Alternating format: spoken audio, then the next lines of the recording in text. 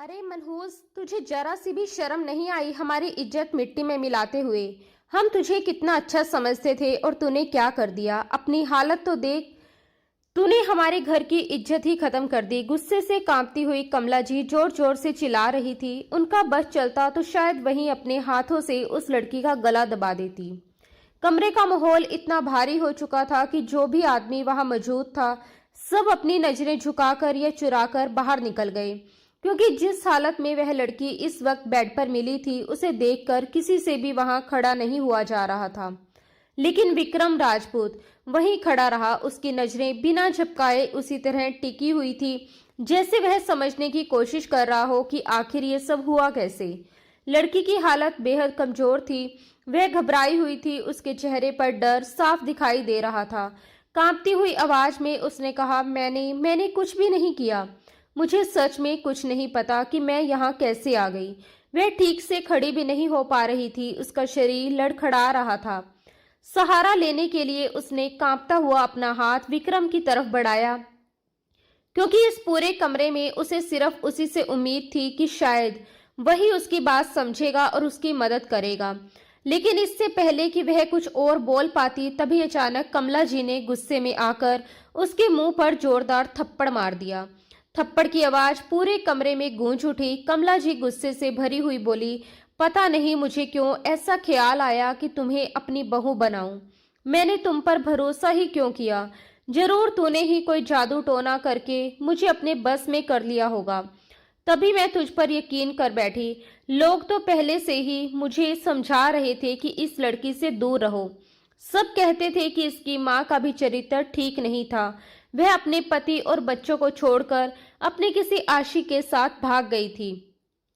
सब यही कहते थे कि ये लड़की भी अपनी माँ की तरह ही निकलेगी। उन्होंने मुझे बार बार समझाया कि इसे अपनी बहू मत बनाओ, वरना एक दिन पछताना पड़ेगा। लोग कहते थे कि खून का असर जरूर दिखाई देता है।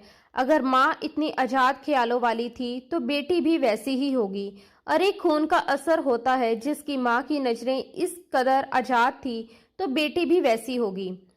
मगर नहीं, मैंने तो ये सोचा था कि अपनी आंखों के तारे, अपने चांद जैसे बेटे के साथ तुम्हारी शादी करूंगी। मुझे लगा था कि तुम इस घर की इज्जत बढ़ाओगी, लेकिन आज जो मेरी आंखों के सामने है उसे देखकर तो मेरा दिल ही बैठ गया। कमला जी घृणा और गुस्से से कांपती हुई बोली। कमरे में मौजूद हर इंसान के चेहरे पर हैरानी और गुस्सा साफ दिखाई दे रहा था। अभी तक उस बेड पर एक लड़का औंधे मुंह पड़ा हुआ था, जैसे गहरी नींद में हो। उसके शरीर पर शर्ट तक नहीं थी। दूसरी तरफ 24 साल की ईशिता खड़ी थी, जिसने सिर्फ एक पतली सी नाइटी पहन रखी थी। उसके अलावा उसके शरीर पर कुछ भी नहीं था। घबराहट में वह बार बार अपनी नाइटी को संभालने की कोशिश कर रही थी, लेकिन उसकी स्ट्रिप बार बार उसके कंधे से फिसलकर नीचे सरक जाती थी। उसके बाल बिखरे हुए थे, चेहरा डरा हुआ था और गर्दन पर लाल निशान साफ दिखाई दे रहे थे। उसके हाथों और गर्दन पर हल्की हल्की खरोंचें भी थी, जिन्हें देखकर वहां मौजूद लोगों के मन में तरह तरह के ख्याल आने लगे। ऐसा लग रहा था जैसे अभी अभी वहां कुछ ऐसा हुआ हो जिसने पूरे घर की इज्जत को दांव पर लगा दिया हो। तभी कमरे के बाहर से लोगों के तेज आवाजें आने लगी। घर के कुछ लोग गुस्से में चिल्ला रहे थे कि इस लड़की और उस लड़के को छोड़ना नहीं चाहिए, जिसने इतनी हिम्मत की कि घर में घुसकर हमारी इज्जत को दाग लगा दिया। कोई कह रहा था, पहले ये पता करो कि ये लड़का है कौन, जो इतनी बेधड़क होकर यहाँ तक पहुंच गया। कमरे के बीचों बीच विक्रम राजपूत खड़ा था। उसकी मिठियां कस चुकी थी और आंखों में गुस्सा साफ दिखाई दे रहा था। वह एकटक ईशिता को देख रहा था, जैसे उसके मन में हजारों सवाल घूम रहे हों। अगले ही पल वह तेज कदमों से बेड की तरफ बढ़ा। उसने बिना कुछ सोचे झटके से बेड पर पड़ी चादर खींचकर हटा दी, फिर उस लड़के को कंधे से पकड़कर झटके से सीधा कर दिया। वह लड़का अभी तक गहरी नींद में था और धीरे धीरे खर्राटे ले रहा था, जैसे उसे इस बात का जरा भी अंदाजा ना हो कि कमरे में क्या तूफान खड़ा हो चुका है। लगता था कि दोनों किसी नशे की हालत में थे, क्योंकि इतना शोर मचने के बाद भी वह अब तक नहीं जागा था। जैसे ही विक्रम ने उसे झंझोर कर उठाया, उसकी आंखें अचानक खुल गई। वह हड़बड़ाकर उठ बैठा और परेशान होकर बोला, कौन हो तुम लोग? इतनी जल्दी सुबह हो गई क्या? और ये जगाने का कौन सा तरीका है। लेकिन जैसे ही उसका चेहरा साफ साफ दिखाई दिया, विक्रम और कमला जी दोनों एक पल के लिए बिल्कुल जड़ हो गए। उन्हें ऐसा लगा जैसे उनके पैरों तले जमीन ही खिसक गई हो। उनके चेहरे का रंग उड़ गया था, मानो उनके शरीर से जान ही निकल गई हो, क्योंकि उनके सामने जो लड़का था वह कोई अजनबी नहीं बल्कि राघव था। उसे देखते ही विक्रम का गुस्सा और भी भड़क उठा।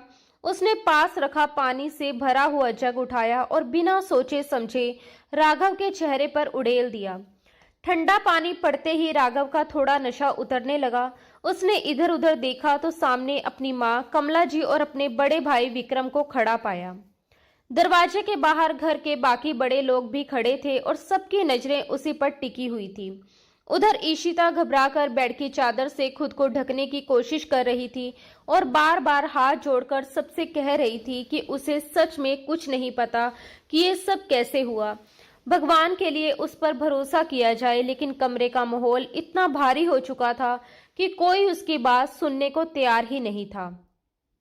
राघव ने गहरी सांस ली, अपनी आंखें मलते हुए धीरे धीरे उठकर अपने बड़े भाई विक्रम के सामने आ खड़ा हुआ। फिर शांत आवाज में बोला, मम्मा, भाई, जो होना था वो तो हो ही गया है। अब गुस्सा करने से कुछ नहीं बदलेगा। मैं बस इतना कहना चाहता हूँ कि मैं और ईशिता एक दूसरे को बहुत पसंद करती हैं। ये खुद अपनी मर्जी से मेरे पास मेरे कमरे में आई थी। अब आप लोगों के डर से ये सबके सामने झूठ बोल रही है, इसलिए बेहतर यही होगा कि आप लोग इसे मेरे हवाले कर दें। मैं और ईशिता शादी कर लेंगे। वैसे भी भाई, आपके लिए तो बहुत अच्छी अच्छी लड़कियां मिल जाएंगी। उसकी ये बात सुनकर कमरे का माहौल और भी भारी हो गया। ईशिता जैसे अंदर से पूरी तरह टूट चुकी थी। उसके लिए ये सब किसी भयानक तूफान से कम नहीं था। उसकी आंखों से लगातार आंसू बह रहे थे, लेकिन वह कुछ भी बोलने की हालत में नहीं थी।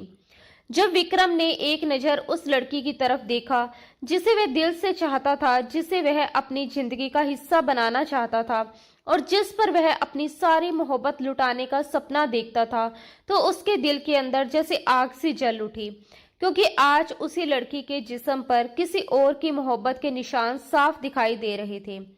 यह सोचकर उसका खून खोल उठा था। कमरे में मौजूद हर इंसान की नजरें अब विक्रम राजपूत के चेहरे पर टिकी हुई थी, क्योंकि सब जानते थे कि इस खानदान का बड़ा बेटा और वारिस वही है और अब वही फैसला करेगा कि आगे क्या होगा। उसका फैसला पत्थर पर लकीर की तरह माना जाता था।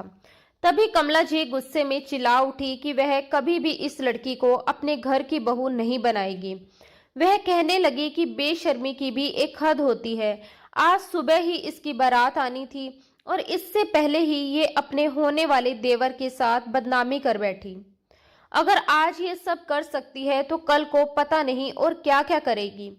वह गुस्से में कहने लगी कि वह इस लड़की को बालों से पकड़कर घर से बाहर निकाल देगी और अब इस आवारा लड़की की इस घर में कोई जगह नहीं है। लेकिन तभी विक्रम राजपूत ने अपना हाथ उठाकर सबको खामोश कर दिया। कमरे में एकदम सन्नाटा छा गया। फिर उसने शांत लेकिन सख्त आवाज में कहा कि शादी की तैयारी की जाए। वह आज ही शादी करेगा और वह भी ईशिता से ही करेगा। ये सुनते ही वहां मौजूद हर इंसान हैरान रह गया। ईशिता तो जैसे डर के मारे सुन्न हो गई। उसे लगा जैसे उसकी जान ही निकल जाएगी। विक्रम के दिमाग में बार बार वही मंजर घूम रहा था जब उसने अपनी आंखों से ईशिता को उस हालत में देखा था। वह राघव की बाहों में थी और दोनों एक दूसरे के बहुत करीब थे। कभी जो विक्रम के दिल में ईशिता के लिए प्यार था, वही प्यार अब उसके अंदर बदले की आग बन चुका था। उसने फिर दोबारा सबको सख्त आवाज में कहा कि तैयारी की जाए, आज ही उसकी शादी होगी। वो शादी इसी लड़की से करेगा, इसके अलावा वह कुछ भी नहीं सुनना चाहता। उधर ईशिता बस लगातार रोए जा रही थी और सामने खड़ा राघव आंखें बंद किए खड़ा था, जैसे खुद को संभालने की कोशिश कर रहा हो। कुछ पल बाद उसने आंखें खोली और अपने भाई से कहा कि वह ऐसा नहीं कर सकता, ये लड़की उसके लिए सही नहीं है। उसने कहा कि अब तो उसे भी एहसास हो रहा है कि जो हुआ वह गलत था, लेकिन सच ये है कि ये लड़की उसके साथ समय गुजार चुकी है और उनके बीच बहुत कुछ हो चुका है। उसने ये भी कहा कि जब ये एक भाई के साथ इतना आगे बढ़ चुकी है तो दूसरे भाई को इससे शादी करना बिल्कुल भी अच्छा नहीं लगेगा। इसके अलावा वह ये भी कहने लगा कि ईशिता उसके सामने विक्रम के खिलाफ भी बहुत कुछ बोल रही थी। अगर वह सब बता दे तो शायद विक्रम गुस्से में आकर या तो उसे मार देगा या खुद को नुकसान पहुंचा लेगा। वह ये भी कहने लगा कि ईशिता उसके साथ वक्त बिताते हुए उसकी तारीफ कर रही थी और कह रही थी कि वह बहुत रोमांटिक है और उससे ज्यादा मर्दाना ताकत उसमें है।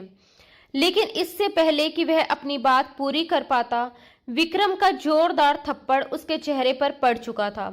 गुस्से से भरे विक्रम ने दहाड़ते हुए कहा कि वह तुरंत चुप हो जाए और अब कभी उसके सामने आने की हिम्मत ना करे, वरना वह उसकी जान ले लेगा। इतना कहकर वह वहां से चला गया। कमला जी तो पहले से ही ईशिता से नफरत करती थी और अब ये सब देखने के बाद उनकी नफरत और भी बढ़ चुकी थी। थोड़ी ही देर में घर में शादी की तैयारियां फिर से शुरू हो गई और मेहमान भी आने लगे। पिछली रात मेहंदी का कार्यक्रम भी बहुत अच्छे से हुआ था। इस समय विक्रम अपने कमरे में बैठा हुआ था और अपने हाथों में पकड़ी गन को बार बार घुमा रहा था। उसके दिमाग में बस एक ही सवाल घूम रहा था कि आखिर उसके साथ ऐसा क्यों हुआ। उसने तो कभी सोचा भी नहीं था कि जिस लड़की से वह सच्ची मोहब्बत करता है वही उसे इस तरह धोखा देगी। वह तो उसे जमीन से उठाकर आसमान पर बिठाने का सपना देख रहा था, लेकिन आज वही लड़की उसके अपने भाई के साथ इस तरह मिली और ये सोचकर उसका दिल टूट चुका था। उसे लग रहा था कि दोनों ने मिलकर उसे धोखा दिया है। ईशिता कुछ साल पहले उनके घर के पड़ोस में रहने आई थी। उसका घर विक्रम के घर के बिल्कुल पास ही था। दोनों परिवारों के बीच कोई खास रिश्ता तो नहीं था, लेकिन आना जाना अच्छा था और ईशिता के पापा और विक्रम के पापा के बीच अच्छी दोस्ती थी। हालांकि दोनों घरों की हैसियत में बहुत फर्क था। विक्रम राजपूत का परिवार बहुत अमीर था, जबकि ईशिता के पापा एक छोटी सी फैक्ट्री में नौकरी करते थे। अक्सर उनके घर से लड़ाई झगड़े और चीखने चिल्लाने की आवाजें सुनाई देती थी। एक दिन कमला जी ने खुद अपने कानों से वह बात सुनी थी जब ईशिता का पिता उसकी मां से लड़ रहा था और कह रहा था कि अगर उसे पहले पता होता वह ऐसी औरत है तो वह कभी उससे शादी ही नहीं करता। वह उसे चरित्रहीन कह रहा था और कह रहा था कि उसे शर्म नहीं आती कि वह एक बेटी की मां होते हुए भी किसी और आदमी से मिलती है। इस पर ईशिता की मां गुस्से में चिल्लाकर कह रही थी कि उसे किसी की परवाह नहीं है, क्योंकि उसका पति उसे कुछ भी अच्छा नहीं दे सकता। वह कह रही थी कि उसकी कमाई से मुश्किल से घर चलता है और वह अपनी पूरी जिंदगी ऐसी गरीबी में नहीं बिताना चाहती। उसे अच्छा खाना और अच्छा पहनना चाहिए और वह उसके साथ और उसकी बेटी के साथ ऐसी जिंदगी नहीं जी सकती।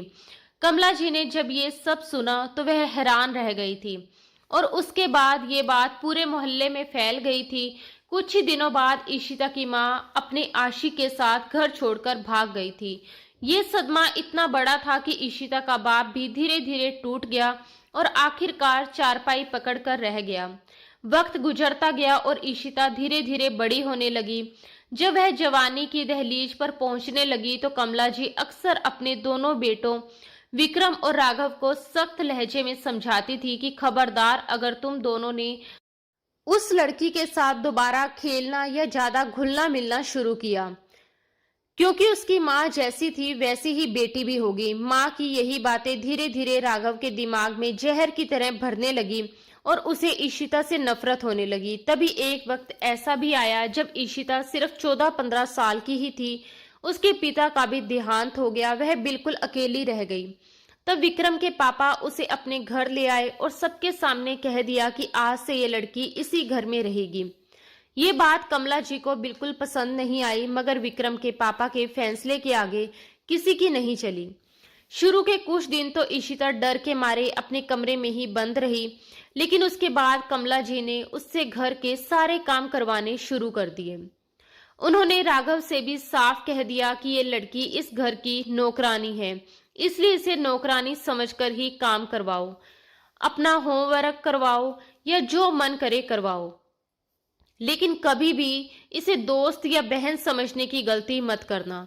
विक्रम का स्वभाव अलग था, जबकि राघव अपनी माँ की तरह ही सोच रखने लगा था। माँ की बातों का असर उस पर इतना हुआ कि उसने ईशिता के साथ बहुत बुरा व्यवहार करना शुरू कर दिया। वह जानबूझकर अपना होमवर्क करते करते कॉपी फाड़ देता और फिर ईशिता पर इल्जाम लगा देता कि उसने उसका होमवर्क खराब कर दिया है। मजबूर होकर ईशिता को सारी सारी रात जाकर उसका होमवर्क पूरा करना पड़ता था। शुरुआत में विक्रम ने इन बातों पर ज्यादा ध्यान नहीं दिया, लेकिन एक दिन जब वह कॉलेज से वापस घर आया तो तेज बारिश हो रही थी। घर के पीछे की तरफ से उसे सिसकियों की आवाज सुनाई दी। जब वह वहां गया तो उसने देखा कि ईशिता बारिश में खड़ी रो रही थी। सर्दियों की ठंडी बारिश में उसका पूरा शरीर कांप रहा था, मगर वह मजबूरी में वहीं खड़ी थी और सामने दरवाजे की तरफ देख रही थी। जब विक्रम ने आगे बढ़कर देखा तो अंदर कमरे में राघव हीटर के सामने बैठा था और उसने ईशिता को सजा के तौर पर बारिश में खड़ा कर रखा था। वह कह रहा था कि अगर वह चाहती है वह उस पर चोरी का इल्जाम लगाकर उसे घर से ना निकलवाए तो उसे 1 घंटा बारिश में खड़े रहना होगा। ये सब देखकर विक्रम का गुस्सा फूट पड़ा। वह अंदर गया और राघव को जोरदार थप्पड़ मार दिया। दोनों भाइयों के बीच हाथापाई तक शुरू हो गई। शोर सुनकर कमला जी भी वहां पहुंच गई और गुस्से में कहने लगी, इस लड़की की वजह से अभी से तुम दोनों भाई लड़ने लगे हो, आगे जाकर पता नहीं क्या होगा। उन्होंने ताने मारते हुए कहा कि उनके पति ने तो जैसे घर को अनाथ आश्रम बना दिया है। जिसके माँ बाप मर जाएं, उसके बच्चों को उठाकर घर ले आते हैं और उनके सर पर डाल देते हैं। लेकिन विक्रम ने माँ की बातों पर ध्यान नहीं दिया। वह गुस्से से राघव को घूरते हुए बाहर आया और ईशिता का हाथ पकड़कर उसे अंदर ले गया। फिर उसने खुद तौलिया लेकर उसके बाल सुखाए, उसके शरीर से पानी साफ किया और नौकरानी से कहकर उसके लिए गर्म कपड़े मंगवाए। उस रात ठंड लगने से ईशिता को तेज बुखार हो गया था और विक्रम पूरी रात उसके सिरहाने बैठा रहा। ये सब देखकर राघव को बहुत बुरा लगा। उसने गुस्से में कहा कि भाई, आप मेरे ऊपर उस मामूली लड़की को अहमियत दे रहे हैं जिसकी इस घर में कोई हैसियत ही नहीं है। ये सुनकर विक्रम ने उसे सख्त लहजे में चेतावनी दी कि अगर उसने दोबारा ईशिता के साथ बुरा व्यवहार किया तो वह उसे बिल्कुल बर्दाश्त नहीं करेगा। बचपन से ही दोनों भाइयों के बीच नफरत बढ़ती चली गई थी, लेकिन समय के साथ जब विक्रम बड़ा हुआ तो उसके दिल में प्यार की भावनाएं जागने लगी। तो सबसे पहले जिस लड़की ने उसे अपनी तरफ खींचा वह ईशिता ही थी। वह बहुत सीधी, शांत और मासूम लड़की थी जो हर वक्त नजरें झुकाकर अपने काम में लगी रहती थी। जब भी विक्रम घर आता तो वह या तो किचन में काम करती मिलती या फिर कमला जी के पैर दबाती दिखाई देती। अब वह पूरी तरह जवान हो चुकी थी। उसकी सादगी और खूबसूरती खुद ब खुद विक्रम का ध्यान अपनी तरफ खींचने लगी थी। घर में अगर ईशिता किसी को अपना मानती थी तो वह सिर्फ विक्रम राजपूत ही था। विक्रम का ख्याल रखना और उसका साथ देना देखकर ईशिता का दिल भी धीरे धीरे उसी की तरफ झुकने लगा था। एक दिन ईशिता विक्रम के कमरे की सफाई करने गई। वह कपड़े से दीवार पर लगी विक्रम की तस्वीर साफ कर रही थी। साफ करते करते अचानक उसका हाथ रुक गया और वह तस्वीर को देखते हुए जैसे खो सी गई। वह हल्की सी मुस्कुराते हुए विक्रम के चेहरे को देखने लगी और उंगलियों से तस्वीर पर उसके चेहरे को छूकर जैसे महसूस करने लगी। तभी अचानक किसी ने उसके कंधे पर हाथ रख दिया। ईशिता बुरी तरह घबरा गई। उसे लगा शायद विक्रम आ गया है, लेकिन जैसे ही वह पलटकर देखती है तो सामने मुंह में सिगरेट दबाए राघव खड़ा उसे घूर रहा होता है।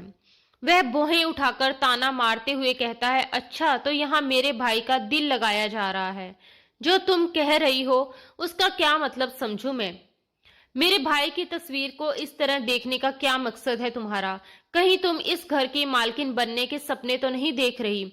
ईशिता डर कर तुरंत पीछे हट गई और बोली कि ऐसी बात मत कहिए, मैं तो बस तस्वीर साफ कर रही थी और वैसे भी आपके बड़े भाई बहुत अच्छे इंसान हैं, आपकी तरह बुरे नहीं हैं।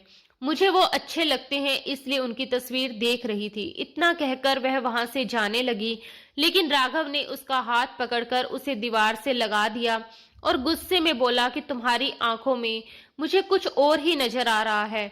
खबरदार अगर तुमने मेरे भाई के करीब आने की कोशिश भी की।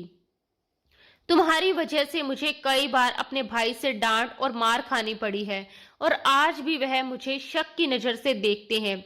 ये सब सिर्फ तुम्हारी वजह से हुआ है और मैं तुमसे इतनी नफरत करता हूँ कि मौका मिले तो तुम्हें जान से मार दूं। इशिता डर के मारे कांपने लगी। तभी बाहर से किसी के आने की आहट सुनाई दी। विक्रम अपने कमरे की तरफ आ रहा था। राघव तुरंत उससे दूर हट गया और होठों की तरफ इशारा करके उसे चुप रहने को कहा। थोड़ी देर बाद विक्रम कमरे में आया। उसने देखा कि राघव बेड पर बैठा है और इशिता कांपते हुए फर्नीचर साफ कर रही है। विक्रम ने दोनों की तरफ देखा और मुस्कुराकर राघव से पूछा कि तुम आज मेरे कमरे में क्या कर रहे हो। राघव बोला कि भाई, मैं तो आपके स्टडी रूम से कुछ किताबें लेने आया था। यहाँ आया तो देखा कि यह आपका कमरा साफ कर रही है, तो मैं यहीं बैठ गया और इसे बता रहा था कि कमरे की सफाई अच्छे से करनी चाहिए क्योंकि आपको साफ सुथरी चीजें पसंद है। राघव की बात सुनकर विक्रम ने एक नजर इशिता की तरफ देखा जो घबराकर सोफा साफ कर रही थी। उसने राघव को कुछ नहीं कहा लेकिन इशिता से बोला कि तुम हर वक्त कुछ न कुछ काम करती ही रहती हो। छोड़ो ये सब, मैं जब भी घर आता हूँ तुम्हें काम करते हुए ही देखता हूँ। आज मेरा मन है कि हम बाहर घूमने चलें। जल्दी से तैयार हो जाओ, आज हम लॉन्ग ड्राइव पर जाएंगे। ये सुनकर इशिता हैरान रह गई क्योंकि उसने ऐसा सोचा भी नहीं था। वहीं राघव भी चौंक गया और बोला, ये क्या बात हुई भाई? क्या आपने घर में काम करने वालों को घुमाने ले जाने का कोई नया नियम शुरू किया है? अगर ऐसा है तो घर में 3 नौकर और भी हैं, क्या उन्हें भी अपने साथ घुमाने ले जाएंगे? ये सुनकर विक्रम के माथे पर गुस्से की लकीरें उभर आई।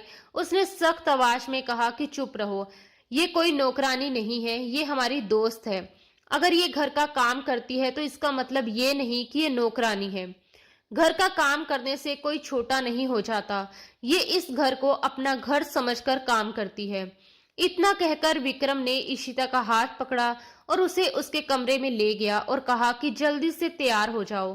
करीब 15 मिनट बाद जब इशिता तैयार होकर बाहर आई तो बहुत सुंदर लग रही थी।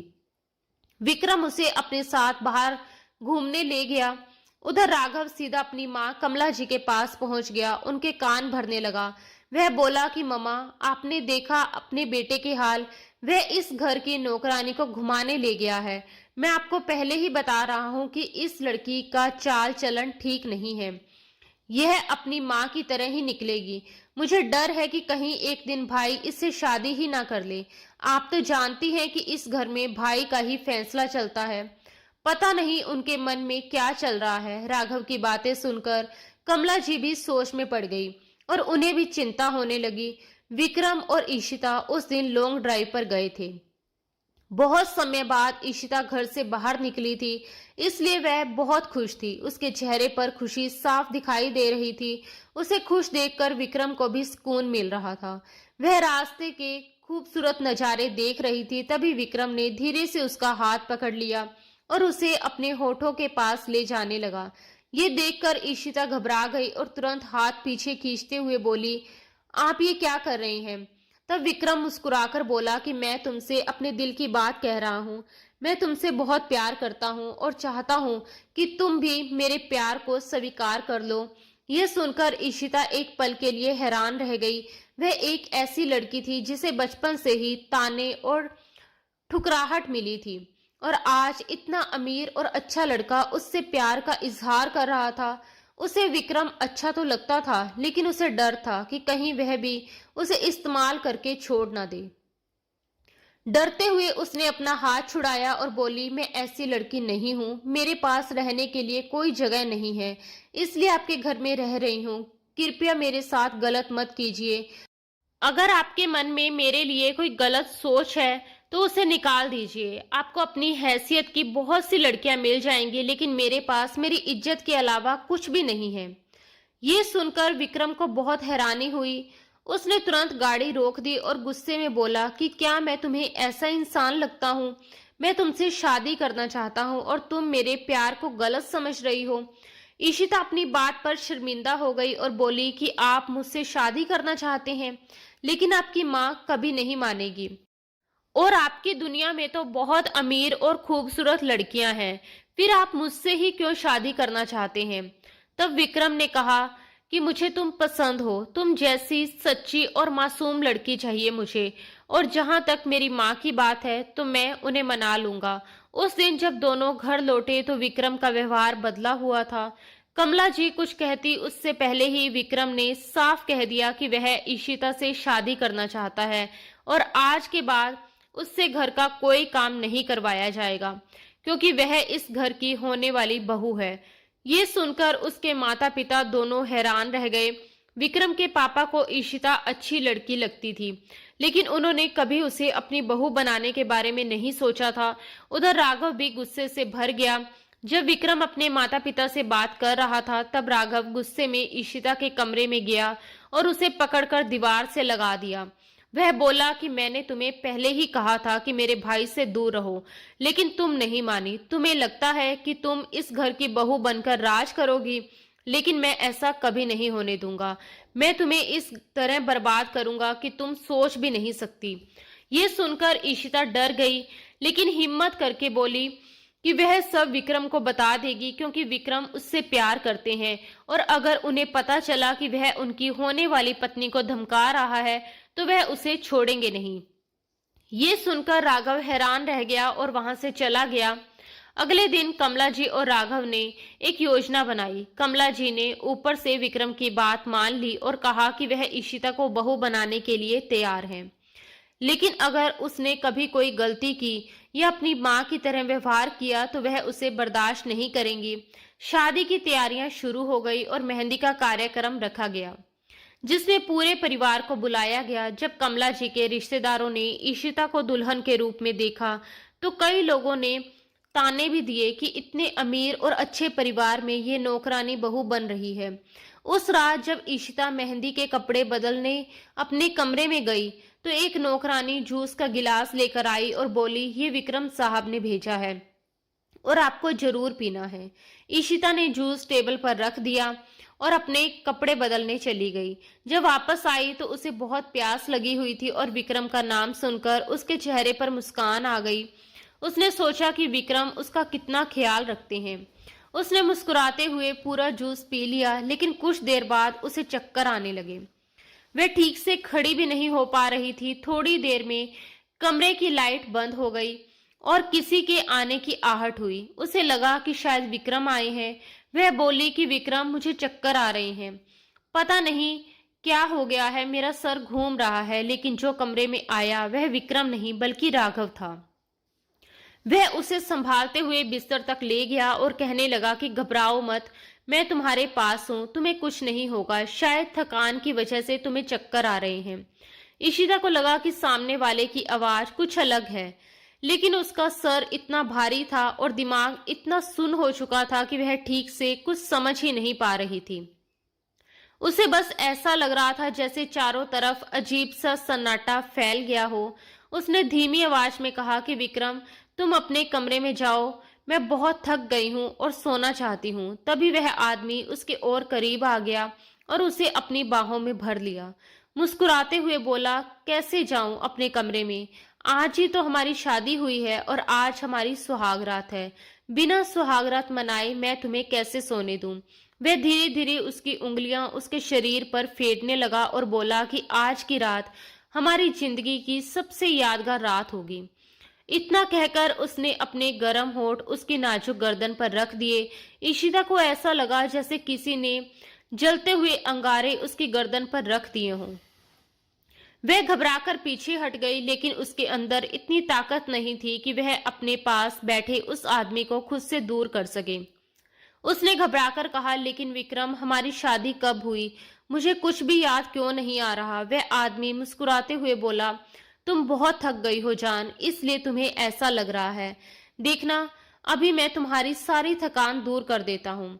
वह उसकी उंगलियों से उसके होठों को छूते हुए बातें कर रहा था। ईशिता बड़ी मुश्किल से अपनी आंखें खोलकर देखने की कोशिश कर रही थी कि उसके पास कौन है, लेकिन उसकी आंखें ठीक से खुल ही नहीं पा रही थी और कमरे में अंधेरा भी था, इसलिए वह कुछ पहचान नहीं पा रही थी। उधर राघव लगातार उसके और करीब आता जा रहा था। उसकी हरकतें बढ़ती जा रही थी। ईशिता के पूरे शरीर में अजीब सी सिहरन दौड़ रही थी। दरअसल ये सब योजना कमला जी की थी। उन्होंने ही राघव को समझाया था कि अगर उस लड़की से छुटकारा पाना है तो पहले उसके साथ वक्त बिताओ, फिर सही मौके पर मैं आकर सबके सामने उसका असली चेहरा दिखा दूंगी। योजना के अनुसार सब कुछ हो रहा था। राघव उसकी गर्दन पर अपने निशान छोड़ चुका था। वह बदले और जुनून में इतना डूब चुका था कि हर हद पार करना चाहता था। तभी दरवाजे पर दस्तक हुई। कमला जी आ गई थी। मां के आने पर राघव को खुद को रोकना पड़ा, लेकिन उसे बहुत गुस्सा आया, क्योंकि अगर कमला जी थोड़ी देर और न आती तो शायद वह अपने इरादे पूरे कर चुका होता। उसने तुरंत सोने का नाटक कर लिया। कमला जी ने आते ही ईशिता को बुरी तरह डांटना शुरू कर दिया। उन्होंने टेबल पर रखा पानी का जग उठाया और पूरा पानी उसके चेहरे पर डाल दिया, जिससे उसका नशा थोड़ा उतरने लगा। उसके बाद जो हुआ वह ईशिता की जिंदगी पर पहाड़ बनकर टूटने वाला था। राघव और कमला जी को पूरा यकीन था कि विक्रम इस लड़की से कभी शादी नहीं करेगा, लेकिन जब विक्रम ने सब कुछ जानने के बाद भी उसी से शादी करने की बात कही तो वहां मौजूद हर व्यक्ति हैरान रह गया। राघव और कमला जी तो सोच रहे थे कि वह रिश्ता तोड़ देगा और उसे घर से निकाल देगा, लेकिन यहाँ तो पूरी कहानी ही पलट गई थी। कुछ देर पहले जो खुशी उनके चेहरों पर थी वह अब गंभीरता में बदल चुकी थी। दोनों सर झुकाकर बैठे थे और पंडित जी शादी की रस्में पूरी करवा रहे थे। शादी खत्म होते ही विक्रम राजपूत खड़ा हुआ और उसने एक नजर राघव की तरफ देखा और कहा, मैं शादी कर चुका हूँ, लेकिन अब अपनी पत्नी के साथ इस घर में नहीं रहूंगा, क्योंकि यहाँ उसकी इज्जत खराब करने वाला दरिंदा रहता है। ये सुनकर राघव हैरान रह गया। उसने कहा कि भाई, आप कैसी बातें कर रहे हैं? इस लड़की ने ही मुझे फंसाया था। मैं तो वह आगे कुछ बोल पाता उससे पहले ही विक्रम ने हाथ उठाकर उसे चुप करवा दिया। ईशिता चुपचाप खड़ी सब कुछ सुन रही थी। विक्रम ने कहा कि वह उसे लेकर अपने शहर वाले फ्लैट में रहने जा रहा है। कमला जी रोने लगी और बोली, बेटा ऐसा मत करो, मैं तो तुम्हारा चेहरा देखकर ही जीती हूँ। अगर तुम चले गए तो मेरा क्या होगा? लेकिन विक्रम के दिल में बहुत दर्द, गुस्सा और बदले की आग भरी हुई थी। उसने ये शादी प्यार में नहीं बल्कि बदला लेने के लिए की थी। कभी वह ईशिता से सच्चा प्यार करता था और उसी प्यार में उससे शादी करना चाहता था, लेकिन उसके मन में ये बात बैठ चुकी थी कि ईशिता ने उसकी मोहब्बत को ठुकराकर उसके छोटे भाई के साथ रात बिताई थी। यही सोच उसे अंदर से जला रही थी। वह इस धोखे को भूल नहीं पा रहा था, इसलिए अब वह ईशिता को ऐसी सजा देना चाहता था कि वह हर पल तड़पे और रोए। वह चाहता था कि उसे इतना दर्द मिले, वह मौत की भीख मांगे, लेकिन मौत भी उसे आसानी से ना मिले। अगर वह सिर्फ रिश्ता तोड़ देता या उसे घर से निकाल देता तो उसे कभी सुकून नहीं मिलता। लेकिन अब जब वह उसके सामने हर दिन तड़पेगी, तब शायद उसके टूटे हुए दिल को थोड़ी राहत मिलेगी। उसने तो उससे सच्चा प्यार किया था, लेकिन ईशिता ने उसकी मोहब्बत की कदर नहीं की। अगर उसे विक्रम से प्यार नहीं था और राघव पसंद था तो वह पहले ही मना कर सकती थी। वह उसे मजबूर नहीं करता, लेकिन उसकी मोहब्बत स्वीकार करने के बाद उसने उसे धोखा दिया था। यही बात विक्रम को सबसे ज्यादा चुभ रही थी। विक्रम ईशिता को अपने साथ लेकर शहर की ओर निकल गया। पूरे रास्ते ईशिता डरी सहमी सी चुप बैठी रही और बार बार अपने आंसू पोंछती रही। उसके दिल में बहुत सी बातें थी, वह सब कहना चाहती थी, लेकिन जैसे उसकी आवाज गले में ही अटक गई थी। दूसरी तरफ विक्रम के मन में ये बात बैठ चुकी थी कि ईशिता ने उसे धोखा दिया है और वह सिर्फ किसी तरह इस घर के दोनों भाइयों को अपने वश में करना चाहती थी। शहर पहुंचकर विक्रम ने अपने फ्लैट का दरवाजा खोला और अंदर चला गया। ईशिता भी थकी हुई थी और जैसे ही सोफे पर बैठने लगी तभी विक्रम तेजी से उसके पास आया, उसका हाथ पकड़ लिया और गुस्से में बोला कि किसकी इजाजत से बैठ रही हो? क्या मैंने तुम्हें बैठने को कहा? फिर वह ताना मारते हुए बोला, क्या तुम्हें याद है कि मेरी मोहब्बत से पहले लोग तुम्हें कैसी नजरों से देखते थे? ये मैं ही था जिसने तुम्हें इज्जत दी, लेकिन तुम्हें वह इज्जत पसंद नहीं आई। तुमने मुझे धोखा दिया और मेरी मोहब्बत को बदनाम कर दिया। अगर तुम्हें राघव पसंद था या तुम्हारे बीच कुछ था तो पहले ही बता देती, लेकिन अब मैं तुम्हें छोड़ने वाला नहीं हूँ। मैं तुम्हें यहाँ इसलिए लेकर आया हूँ क्योंकि जिस दर्द से मैं तुम्हें गुजरते देखना चाहता हूँ, वह वहां घर में रहते हुए नहीं कर सकता था। ये सब सुनकर ईशिता हैरान होकर उसकी तरफ देखने लगी। ईशिता को कहीं न कहीं उम्मीद थी कि शायद विक्रम उस पर भरोसा करेगा और समझ जाएगा कि राघव ने उसे फंसाने की कोशिश की थी। लेकिन अब उसे समझ आ गया था कि ये उसकी सबसे बड़ी गलतफहमी थी। विक्रम भी उसी पर शक कर रहा था और उसने तो बदला लेने के लिए उससे शादी की थी। ये सोचकर उसके आंसू लगातार उसके गालों पर गिरने लगे। वह रोते हुए बोली कि उसे कुछ भी समझ नहीं आ रहा कि यह सब कैसे हुआ। उसे तो राघव से नफरत है, लेकिन क्या विक्रम को भी उस पर भरोसा नहीं है? विक्रम उसे नफरत भरी नजरों से देखते हुए बोला, अब ये मासूम बनने का नाटक बंद करो। मैं तुम्हारे चेहरे के पीछे छिपी असलियत देख चुका हूँ और अब तुम्हारे ड्रामे सहन नहीं करूंगा।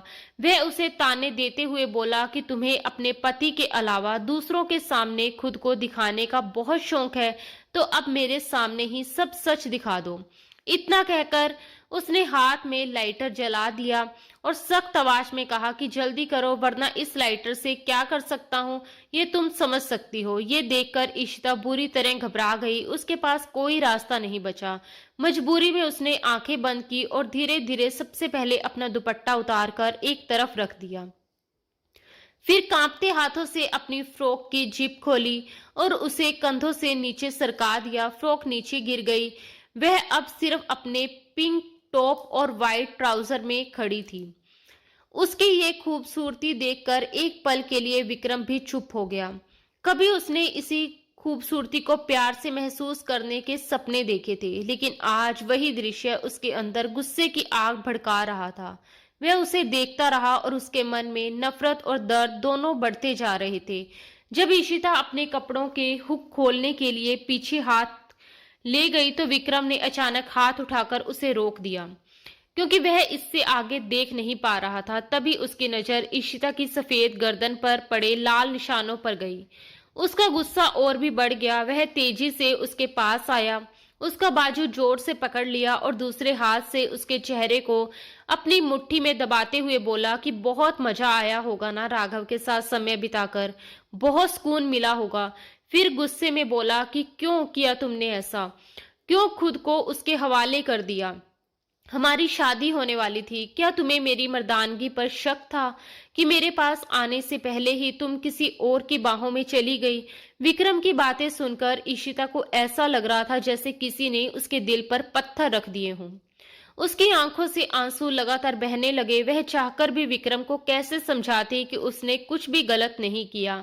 वह आज भी उतनी ही साफ और पवित्र है, लेकिन विक्रम के अंदर गुस्सा और शक इतना बढ़ चुका था कि उसे कुछ सुनना ही नहीं था। वह ईशिता का हाथ पकड़कर उसे घसीटते हुए बाथरूम में ले गया और शावर खोलकर उसे पानी के नीचे खड़ा कर दिया। ठंडा पानी जैसे ही उसके शरीर पर गिरा तो वह कांप उठी। विक्रम गुस्से और पागलपन में उससे सवाल पर सवाल किए जा रहा था। वह उसके कंधों को पकड़कर जोर जोर से रगड़ते हुए पूछने लगा कि क्या यहाँ राघव ने तुम्हें छुआ था? फिर उसके गालों को पकड़कर वही सवाल दोहराने लगा। उसके बाद उसके होठों को उंगलियों से छूकर बोला, क्या यहाँ भी उसने हाथ लगाया था? फिर उसकी गर्दन की तरफ इशारा करते हुए बोला कि यही निशान उसने दिए हैं ना। वह जैसे होश खो बैठा था। कभी उसके कंधे, कभी चेहरा, कभी गर्दन पकड़कर बार बार वही सवाल करता जा रहा था। फिर गुस्से में उसकी धड़कनों के पास हाथ रखकर चिल्लाने लगा कि बोलो, यहाँ छुआ था ना उसने? वह उसे खींचकर दीवार से लगा चुका था और शावर का पानी दोनों पर लगातार गिर रहा था। ईशिता बिल्कुल चुप थी। उसकी आंखों से आंसू बह रहे थे और पानी के साथ लगातार नीचे गिरते जा रहे थे। उसे पता था कि वह कुछ भी कहेगी तो विक्रम विश्वास नहीं करेगा, क्योंकि इस समय वह गुस्से और जुनून में अंधा हो चुका था। जब विक्रम ने उसकी कमर को पकड़कर फिर वही सवाल किया और आगे बढ़ने लगा तो ईशिता ने उसे जोर से धक्का दे दिया और रोते हुए बोली कि बस कर दीजिए विक्रम, अब मुझ में और हिम्मत नहीं है ये सब सुनने की।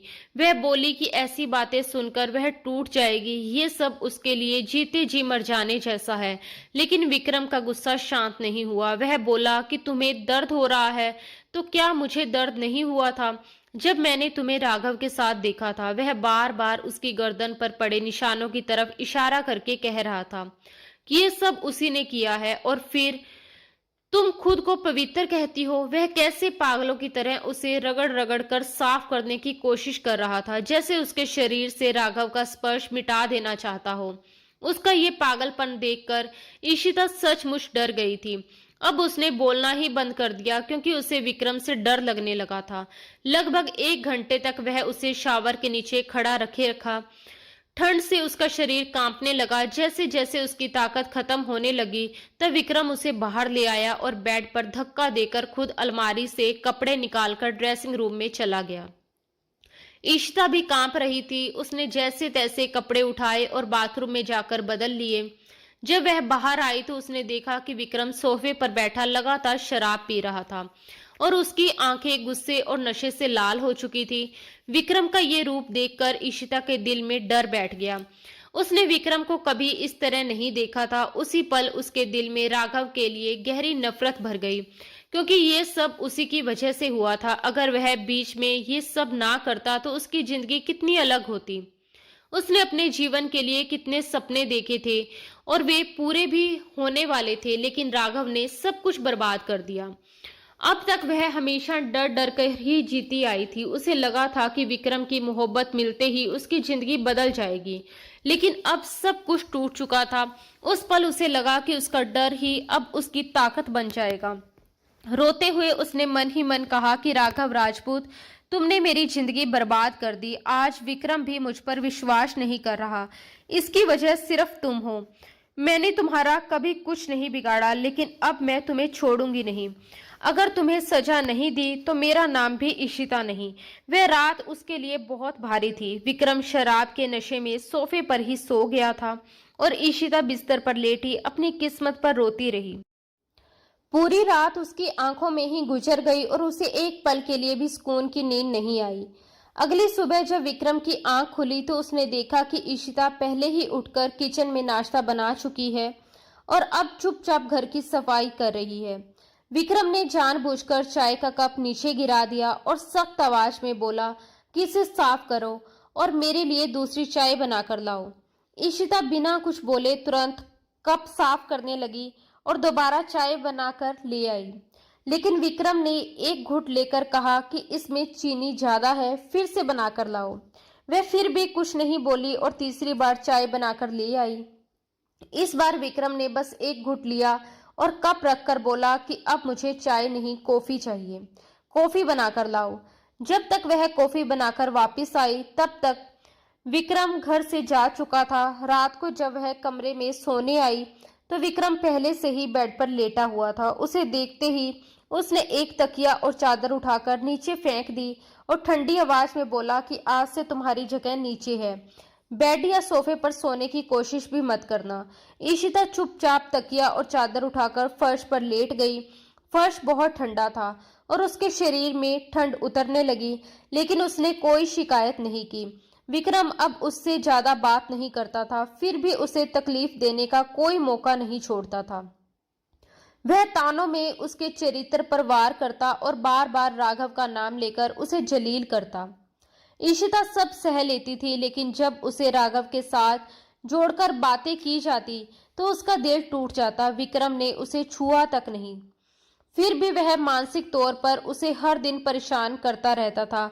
एक दिन जब विक्रम ऑफिस के लिए निकला तो ईशिता सीधे सैलून चली गई। उसने अपना पूरा लुक बदलने का फैसला कर लिया था। विक्रम अगले हफ्ते के लिए विदेश जा रहा था और जाते समय साफ कह गया था कि अगर तुमने घर से बाहर कदम रखा तो मुझसे बुरा कोई नहीं होगा। लेकिन ईशिता तय कर चुकी थी कि इस एक हफ्ते में उसे क्या करना है। सैलून जाकर उसने अपना पूरा हुलिया बदल दिया। जो ईशिता हमेशा साधारण कपड़ों और दुपट्टे में रहती थी, उसने अब एक बोल्ड टॉप और जीन्स पहन ली। उसके लंबे बाल जो हमेशा चोटी में रहते थे, उन्हें कटवाकर नया स्टाइल दिया और रंग भी करवाया। भारी मेकअप के साथ वह अब बिल्कुल अलग दिख रही थी। उस घर में रहते हुए उसे इतना पता चल चुका था कि राघव अक्सर पास के एक क्लब में अपने दोस्तों के साथ आता है। उसी शाम वह चेहरा मास्क से ढककर उसी क्लब में पहुंच गई। वहां उसकी खूबसूरती सबका ध्यान खींच रही थी। कई लड़के उसके पास आकर डांस का ऑफर दे रहे थे, लेकिन वह ठंडे अंदाज में सबको मना करती हुई कोल्ड ड्रिंक का गिलास हाथ में लिए बैठी थी। थोड़ी देर बाद राघव भी अपने दोस्तों के साथ वहां पहुंचा। उसके हाथ में शराब का गिलास था। तभी उसका एक दोस्त मुस्कुराते हुए बोला कि राघव, आज क्लब में बड़ा हॉट आइटम आया है, लेकिन कोई भी उसे पटाने में कामयाब नहीं हुआ। तो कोशिश कर, शायद तेरे साथ मान जाए। अगर ये तेरे साथ सेट हो गई ना, तो फिर पहले की तरह हम सब मिलकर मजे करेंगे, जैसे पहले भी कई बार कर चुके हैं। राघव उस लड़की की खूबसूरती देखकर पूरी तरह उस पर फिदा हो चुका था। वह उसे पहचान ही नहीं पाया, क्योंकि ईशिता ने अपना रूप पूरी तरह बदल लिया था।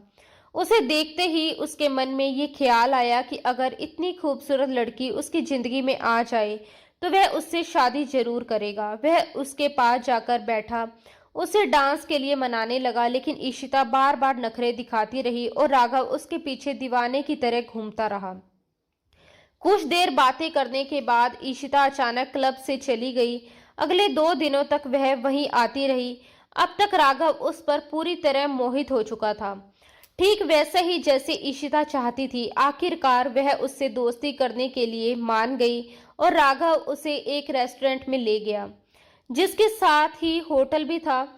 वहां दोनों काफी देर तक बातें करते रहे। ईशिता ने अपने चेहरे पर बड़ा चश्मा लगा रखा था, बाल खुले थे और भारी मेकअप की वजह से उसे पहचानना लगभग नामुमकिन था। थोड़ी देर बाद राघव ने कहा कि अब सीधी बात करता हूँ, तुम मुझे बहुत पसंद आई हो और मैं तुम्हारे बारे में और जानना चाहता हूँ, लेकिन जिस तरह तुम क्लब में आती हो उससे लगता है कि शायद पहले भी तुम्हारी किसी से दोस्ती रही होगी। इसलिए शादी के बारे में सोचने से पहले मैं तुम्हारे साथ अकेले समय बिताना चाहता हूँ, ताकि मुझे यकीन हो सके कि तुम्हारी जिंदगी में मुझसे पहले कोई और तो नहीं था। और ये बात बड़ी बेपरवाही से कह रहा था। ईशिता को पहले से अंदाजा था कि वह ऐसे ही बातें करेगा। वह हल्की मुस्कान के साथ बोली कि अगर तुम्हें मेरे बारे में इतना ही जानना है तो खुद देख लो, लेकिन पहले अपने बारे में भी सोचो।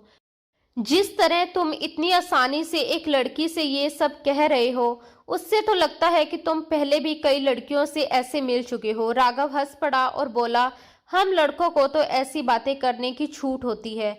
मैं तो अपनी जिंदगी की सही लड़की ढूंढने के लिए कई लड़कियों से मिल चुका हूँ, लेकिन कोई भी मुझे वैसी नहीं मिली जैसी मैं चाहता था। अब देखते हैं तुम कैसी हो। ये कहते हुए वह उसे होटल के कमरे की ओर ले जाने लगा, लेकिन ईशिता ने उसे रोकते हुए कहा कि होटल में जाने से बेहतर है कि तुम मेरे फ्लैट पर चलो। क्या पता यहाँ कैमरे लगे हों। अगर हम फ्लैट में जाएंगे तो आराम से बिना किसी परेशानी के ज्यादा देर तक साथ बैठकर बातें कर सकेंगे। यह सुनकर राघव उस लड़की को हैरानी से देखने लगा, क्योंकि जो वह चाहता था वही होने जा रहा था। थोड़ी देर बाद वह उसे उसी फ्लैट में ले आई जहां ईशिता को पहले विक्रम लेकर आया था। इस फ्लैट के बारे में राघव को कुछ भी पता नहीं था। वह पहले कभी यहाँ आया भी नहीं था। ईशिता उसे अंदर ले गई। उसे मालूम था कि आज ही विक्रम भी वापस आने वाला है। उसने अपनी योजना के मुताबिक दोनों के लिए कोल्ड ड्रिंक तैयार की। वह खुद सामान्य ड्रिंक पी रही थी, लेकिन राघव के गिलास में उसने नशा मिला दिया। कुछ देर बाद नशे का असर होने लगा और राघव उसके करीब आने लगा। ईशिता ने पहले ही टेबल पर एक कैमरा रख दिया था। वह उसके सामने बैठकर सामान्य बातें करने लगी और धीरे धीरे उसे उकसाने लगी कि वह बताए कि आज तक कितनी लड़कियों के साथ उसने ऐसा किया है। नशे में डूबा राघव उंगलियों पर गिनते हुए हंसने लगा और बोला कि इसका कोई हिसाब नहीं है, लेकिन एक लड़की के साथ ऐसा करते हुए वह अधूरा रह गया था और उसकी इच्छा पूरी नहीं हो पाई थी।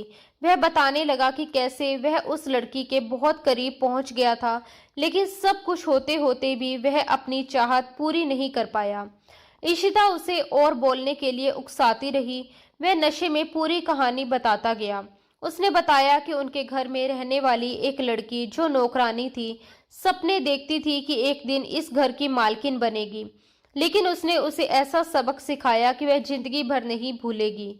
ये सब सुनते हुए ईशिता की आंखों से आंसू निकल आए।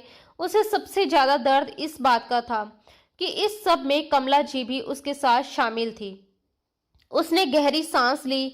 कैमरे की ओर देखा और विक्रम का नाम लेते हुए कहा कि जिन गंदी बातों और आरोपों का हकदार उसे समझा गया, असल में वह सब उसने नहीं किया था, बल्कि ये सब विक्रम के भाई और उसकी माँ की साजिश थी, जिन्होंने उसकी जिंदगी बर्बाद कर दी। नशे में डूबा राघव घबराकर बोला कि वह क्या कह रही है और विक्रम का नाम क्यों ले रही है। क्या वह उसके भाई को जानती है? लेकिन उससे पहले कि ईशिता ने अपने हाथ में तेज धार वाला औजार उठा लिया और कुछ ही पल बाद उसकी दर्द भरी चीख पूरे फ्लैट में गूंज उठी, क्योंकि ईशिता ने उससे ऐसा बदला लिया कि वह जिंदगी भर याद रखे। वह उसे हमेशा हमेशा के लिए नामर्द कर चुकी थी। दर्द से तड़पते तड़पते राघव बेहोश हो गया। वह जिंदा था या मर चुका, ये देखे बिना ही ईशिता अपना सामान लेकर वहां से चली गई। थोड़ी देर बाद जब विक्रम वापस फ्लैट में पहुंचा तो दरवाजा खुला हुआ था। अंदर आते ही उसे फर्श पर खून की बूंदें दिखाई दी। जब उसने सामने सोफे पर राघव को उस हालत में पड़ा देखा तो वह घबरा गया। उसने तुरंत अपने भाई को संभाला, उसे अस्पताल लेकर गया। डॉक्टरों ने इलाज शुरू किया, लेकिन बेहोशी के बीच राघव बार बार चिल्ला रहा था। उसकी ये हालत ईशिता ने की है और उसने उसे बर्बाद कर दिया। विक्रम ने डॉक्टर से कहकर उसे नींद का इंजेक्शन लगवा दिया ताकि वह शांत हो सके, क्योंकि इस समय उसे आराम की सख्त जरूरत थी। जब विक्रम घर लौटा तो उसकी नजर टेबल पर पड़े कैमरे पर पड़ी। घर में ईशिता का कोई सामान नहीं था। उसे कुछ अजीब लगा, इसलिए उसने कैमरा चलाकर वीडियो देखना शुरू किया। तभी कमला जी भी अस्पताल से सीधे वहां आ गई। दोनों साथ बैठकर वो वीडियो देखने लगे। जैसे जैसे नशे में राघव सच्चाई बोलता जा रहा था, कमला जी के चेहरे का रंग उड़ता जा रहा था और विक्रम के अंदर गुस्से का तूफान उठने लगा। अचानक वह जोर से चिल्लाया और अपनी माँ से पूछने लगा कि उन्होंने ये सब क्यों किया। सिर्फ एक लड़की को उसकी नजरों में गिराने के लिए वे लोग इतने नीचे कैसे गिर गए। वे कहने लगा कि जो कुछ उन्होंने ईशिता के साथ किया, लगभग वही उसने भी उसके साथ किया, जबकि वह लड़की इस घर में सिर्फ उसके भरोसे आई थी। उसे अपने ही हाथों से दर्द और अपमान मिला। विक्रम को अपने भाई से ऐसी उम्मीद थी, लेकिन अपनी माँ से बिल्कुल नहीं। कमला जी रोते हुए उससे माफी मांगने लगी। उन्होंने कहा कि नफरत और लालच में आकर उनसे बहुत बड़ी गलती हो गई। उनकी हालत रो रो कर बहुत खराब हो चुकी थी, लेकिन विक्रम के दिल में अपने भाई और माँ के लिए गहरा गुस्सा और नफरत भर चुकी थी। वह दोबारा अस्पताल भी नहीं गया। उधर राघव भी अपने भाई से माफी मांगना चाहता था, मगर विक्रम ने उससे हर रिश्ता तोड़ लिया। जब ये सब उनके पिता को पता चला तो उन्होंने भी अपनी पत्नी और छोटे बेटे से रिश्ता तोड़ दिया और विक्रम के पास आकर रहने लगे। उनका कहना था कि जिस घर में ऐसी सोच हो वहां रहना बेकार है। वे दुखी होकर बोले कि बच्चे की परवरिश में माँ का बहुत बड़ा हाथ होता है। अगर शुरुआत से सही संस्कार मिले तो औलाद इतनी गलत राह पर नहीं जाती। विक्रम पछतावे से टूट चुका था। उसने हर जगह ईशिता को ढूंढा, लेकिन वह कहीं नहीं मिली। कई बार तो वह सड़क पर बैठकर उसका नाम लेकर रोने लगता, मगर ईशिता उससे बहुत दूर जा चुकी थी। उसके पास जितने थोड़े बहुत पैसे थे, उनसे वह बस में बैठकर एक दूसरे शहर चली गई। करीब 10 घंटे का सफर तय करने के बाद वह वहां पहुंची। नई जिंदगी शुरू करने का फैसला किया। उसने एक एनजीओ के साथ काम करना शुरू किया, साथ ही अपनी पढ़ाई भी जारी रखी। खर्च चलाने के लिए वह बच्चों को ट्यूशन पढ़ाती, कपड़े सिलती और मेहनत करती रही। धीरे धीरे 2 साल बीत गए। इस दौरान वह ज्यादा किसी से बात नहीं करती थी, बस चुपचाप अपने काम में लगी रहती थी। उसके बनाए कपड़ों के डिजाइन एक मशहूर ब्रांड को इतने पसंद आए कि उन्होंने उसे अपने साथ काम करने का मौका दे दिया। धीरे धीरे वह एक जानी मानी डिजाइनर के साथ काम करने लगी। 2 साल की मेहनत के बाद उसने अपना घर भी खरीद लिया। अब वह पहले वाली कमजोर ईशिता नहीं थी, बल्कि अपनी मेहनत से बनी हुई एक सम्मानित और आत्मनिर्भर लड़की थी, जिसकी अपनी पहचान और अपना ब्रांड था। जब उनके ब्रांड के लिए एक फोटोशूट किया जा रहा था तो उसमें ईशिता भी शामिल थी। वही तस्वीर बाद में एक मैगजीन में छपी और वह मैगजीन किसी तरह विक्रम तक भी पहुंच गई। ईशिता को देखते ही विक्रम खुद को रोक नहीं पाया और पागलों की तरह भागते हुए उसके ऑफिस के बाहर पहुंच गया। गेट पर खड़े सिक्योरिटी गार्ड उसे बार बार समझाते रहे कि जब तक मैडम खुद इजाजत नहीं देगी तब तक वह अंदर नहीं जा सकता। विक्रम वहीं रुक गया। तेज धूप थी, गर्मी बहुत ज्यादा थी, फिर भी वह पूरे 3 घंटे वहीं खड़ा रहा। बस ईशिता के बाहर आने का इंतजार करता रहा। जब आखिरकार ईशिता ऑफिस से बाहर निकली तो विक्रम तुरंत उसके सामने आ गया। अचानक उसे अपने सामने देखकर ईशिता भी एक पल के लिए ठिठक गई, लेकिन इस बार उसने अपने दिल को पत्थर बना लिया था। उसके चेहरे पर ना गुस्सा था, ना प्यार, ना कोई और एहसास। विक्रम उसके पास आया और बिना कुछ सोचे उसे गले लगा लिया और घबराई हुई आवाज में बोला, कहाँ चली गई थी तुम? तुम्हें पता है मैंने तुम्हें कितनी जगह ढूंढा। लेकिन ईशिता ने उसे तुरंत खुद से अलग कर दिया और सख्त लहजे में बोली कि उसका अब उससे कोई रिश्ता नहीं है। वह उससे दूर रहे क्योंकि वह उसे पहचानती तक नहीं। मगर विक्रम इतनी आसानी से हार मानने वालों में से नहीं था। वह बार बार माफी मांगता रहा, रोता रहा और उसे समझाने की कोशिश करता रहा। लेकिन अब ईशिता पहले जैसी नहीं रही थी। अगर वह पहले वाली ईशिता होती तो शायद उसे माफ कर देती, लेकिन इस बार उसने सीधा तलाक का केस कर दिया था। उसने साफ कहा कि वह ऐसे आदमी के साथ कभी नहीं रह सकती जिसने उस पर भरोसा नहीं किया, क्योंकि प्यार की शुरुआत ही भरोसे से होती है। अगर भरोसा ही नहीं तो प्यार का क्या मतलब रह जाता है। उसने कहा कि यही तुम्हारी सजा है विक्रम राजपूत की। तुम मुझे तलाक दोगे। अगर आज मैं तुम्हें माफ कर दूं तो लोग समझेंगे कि औरत कमजोर होती है, लेकिन हर बार औरत ही क्यों समझौता करे, हर बार वही क्यों कुर्बानी दे। ये सुनकर विक्रम का दिल जैसे टूट गया। उसने दर्द भरी आवाज में कहा कि वह मानता है कि उससे गलती हुई है। उसने उस पर भरोसा नहीं किया, लेकिन अगर वह खुद उसकी जगह होती तो शायद वही महसूस करती जो उसने किया। उसने कहा कि कोई भी मर्द अगर अपनी पत्नी को किसी दूसरे आदमी की बाहों में देख ले, उसके शरीर पर किसी और के स्पर्श के निशान देख ले, तो क्या वह उस पल सच और झूठ समझने की हालत में रह जाता है? वह बोला कि उन पलों ने उसे अंदर से तोड़ दिया था। वह हर दिन मरता था और कोशिश करता था कि उन यादों को भूल जाए। फिर भी उसने सब कुछ भुलाकर ईशिता से शादी की और उसे उस घर से दूर ले आया, क्योंकि उसे लगा कि वह सब कुछ पीछे छोड़कर उसके साथ नई जिंदगी शुरू कर पाएगा। लेकिन वह अपने दिल और दिमाग से उन बातों को पूरी तरह मिटा नहीं सका और बस यही उसकी सबसे बड़ी गलती बन गई। उसने कहा कि इस गलती के लिए ईशिता जो सजा देना चाहे वह उसे मंजूर है, लेकिन एक बार शांत दिमाग से जरूर सोचे, क्योंकि अगर वह उसे छोड़ देगी तो शायद वह जी नहीं पाएगा। इतना कहकर उसने अपनी जेब से फ्लैट की चाबी निकाली और ईशिता की हथेली पर रख दी और बोला कि उनका घर आज भी उसका इंतजार कर रहा है। फिर उसने कहा कि आज से ठीक 8 दिन बाद वह उस घर में वापस आएगा। अगर उसे उस घर में प्यार की रोशनी मिली तो वह दिन उसकी जिंदगी का सबसे खूबसूरत दिन होगा, लेकिन अगर वहां सन्नाटा और अंधेरा मिला तो वह हमेशा के लिए वहां से चला जाएगा और कभी उसकी जिंदगी में वापस नहीं आएगा। जाते जाते उसने ये भी कहा कि तलाक के कागज भी वह उसी कमरे में रख देगा। अगर ईशिता को सच में तलाक चाहिए तो 8 दिन बाद जाकर वह कागज ले सकती है, और अगर वह उसे माफ कर सके तो उससे पहले ही उस घर में आकर उसे फिर से अपने प्यार की रोशनी से भर दे। अपनी आंखों के आंसू पोंछते हुए विक्रम वहां से चला गया और ईशिता उसी जगह खड़ी रह गई। उसकी मुट्ठी में वह चाबी कसकर दब गई थी और कुछ आंसू चुपचाप उसके गालों पर लुढ़क आए थे।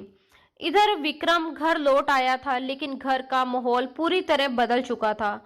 उसका एक भाई डिप्रेशन में चला गया और कई बार आधी रात को अचानक उठकर चिल्लाने लगता, कभी दीवारों पर सर मारने लगता, जबकि विक्रम खुद भी बिल्कुल चुप रहने लगा था, जैसे उसकी आवाज ही खो गई हो। कमला जी अपने बेटों की हालत देखकर हर वक्त रोती रहती थी।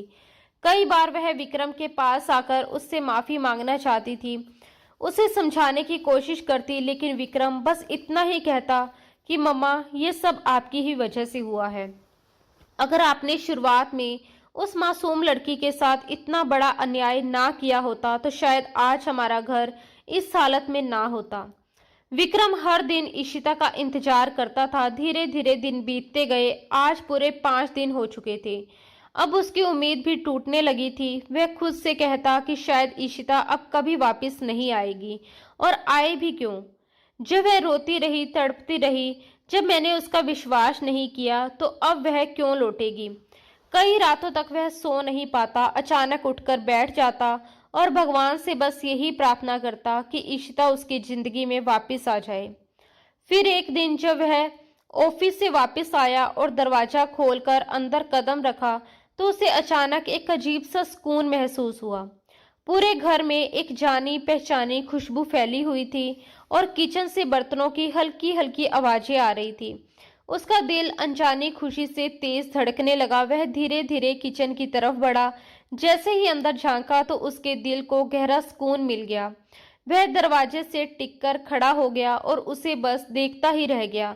ईशिता ने दुपट्टा कमर पर बांध रखा था और जल्दी जल्दी खाना बनाने की तैयारी कर रही थी। उसने पीछे मुड़कर उसे देखा और बिल्कुल सामान्य अंदाज में बोली, आप आ गए? जल्दी से फ्रेश हो जाइए, बस खाना लगने ही वाला है। उसकी ये सहज आवाज सुनकर विक्रम की आंखों में खुशी के आंसू चमक उठे।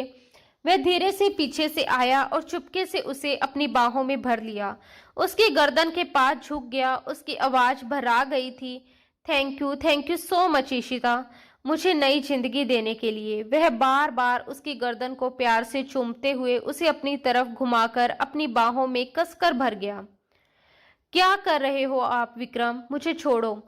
आज मैंने तुम्हारी पसंदीदा चिकन बिरयानी बनाई है, जल्दी से फ्रेश हो जाओ, मैं खाना लगाती हूँ। ईशिता हल्की सी शर्म और मुस्कान के साथ खुद को उसकी बाहों से छुड़ाने की कोशिश कर रही थी, क्योंकि वह सच में चाहती थी कि पहले वह आराम से खाना खा ले। लेकिन विक्रम की आंखों में उस समय सिर्फ और सिर्फ ईशिता के लिए प्यार और तड़प भरी हुई थी।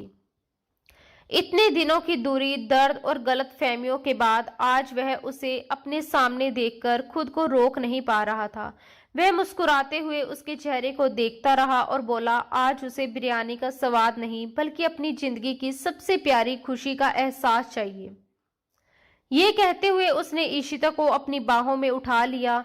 ईशिता थोड़ा घबराकर बोली कि ये क्या कर रहे हो, छोड़ो मुझे, बिरयानी जल जाएगी। विक्रम हंसते हुए बोला कि अगर आज बिरयानी जल भी गई तो कोई बात नहीं, लेकिन आज का ये पल वह खोना नहीं चाहता। तब ईशिता ने जल्दी से जाकर चूल्हा बंद किया और विक्रम उसे लेकर कमरे में आ गया। उसने पैर से दरवाजा बंद किया और ईशिता को प्यार से बेड पर बिठा दिया। दोनों कुछ पल एक दूसरे को देखते रहे, जैसे इतने दिनों की दूरी के बाद अब भी यकीन नहीं हो रहा था कि वह सच में एक दूसरे के सामने है। फिर धीरे धीरे दोनों एक दूसरे के करीब आ गए और अपने दिलों में छुपे सारे दर्द, शिकायतें और गलतफहमियां भूलकर बस एक दूसरे के प्यार में खो गए। उस पल में जैसे उनकी जिंदगी के सारे पुराने जख्म भरने लगे थे। ईशिता को भी आज बहुत गहरा सुकून महसूस हो रहा था, क्योंकि उसने पूरे दिल से विक्रम को माफ कर दिया था, अपनी जिंदगी को फिर से खुशियों की तरफ मोड़ने का फैसला किया था। जब विक्रम उसे फ्लैट की चाबी देकर गया था, उस रात ईशिता ने बहुत देर तक अकेले बैठकर सोचा था। उसने विक्रम के हर शब्द को याद किया, उसकी आंखों में दिखाई देने वाला पछतावा याद किया और ये भी सोचा कि उसकी सबसे बड़ी गलती सिर्फ इतनी थी कि उसने उस पर भरोसा नहीं किया। लेकिन उस एक गलती के लिए क्या वह उसे पूरी जिंदगी की सजा दे सकती थी? क्या वह खुद भी कभी चैन से जी पाती? इन सब सवालों ने उसके दिल को अंदर तक हिला दिया था। आखिरकार उसने ये समझ लिया कि अगर मोहब्बत सच्ची हो तो उसमें माफी भी होनी चाहिए। जब उसने विक्रम को माफ करने का फैसला किया, उसी पल उसके दिल से जैसे एक बहुत ही बड़ा बोझ उतर गया था। उसके अंदर एक अजीब सा सुकून उतर आया था। समय धीरे धीरे आगे बढ़ता गया। हर दिन के साथ विक्रम का प्यार, उसकी परवाह और उसकी सच्चाई ये साबित करती रही कि ईशिता का फैसला बिल्कुल सही था।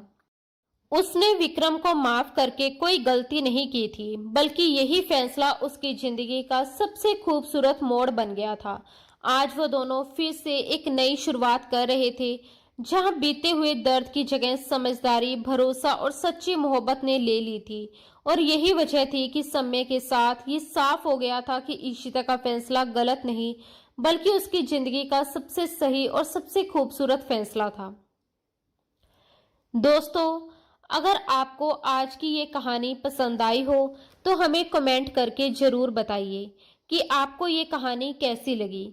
आपकी राय हमारे लिए बहुत मायने रखती है। अगर कहानी ने आपके दिल को छुआ हो तो इसे लाइक करना बिल्कुल ना भूलें।